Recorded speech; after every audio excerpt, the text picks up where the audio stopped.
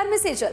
सध्या सोशल मीडियावर असा दावा केला जातोय की भारतात एलपीजी गॅसचा तुटवडा निर्माण होणार आहे आणि पुढच्या काळामध्ये सिलेंडर मिळणं कठीण होईल।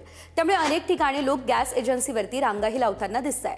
पण केंद्र सरकारनं स्पष्ट सांगितलंय की देशात एलपीजीचा पुरेसा साठा उपलब्ध आहे।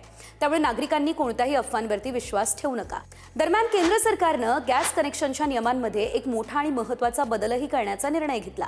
नव्या नियमांनुसार ज्या घरांमध्ये पीएनजी म्हणजेच पाईपलाईनद्वारे गॅस कनेक्शन आहे त्या घरांना घरगुती एलपीजी सिलेंडर आता ठेवता येणार नाहीये।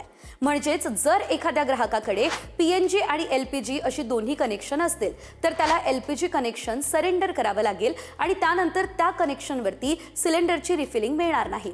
हा निर्णय का घेतला तर सरकारचं म्हणणं आहे की गॅसचं वितरण अधिक व्यवस्थित आणि पारदर्शक करण्यासाठी हा निर्णय घेतला जातोय।